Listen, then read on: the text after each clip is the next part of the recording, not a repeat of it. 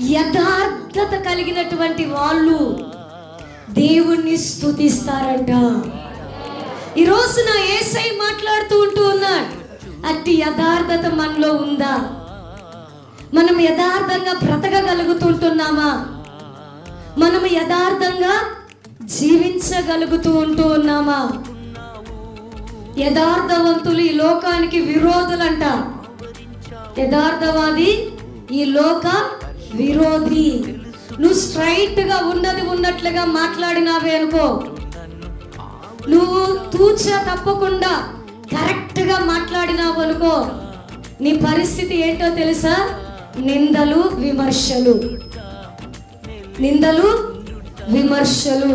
ఉన్నట్లుగా మాట్లాడితే అవమానాలు, ఉన్నట్లుగా తెలియపరిస్తే హేళన, చులకన.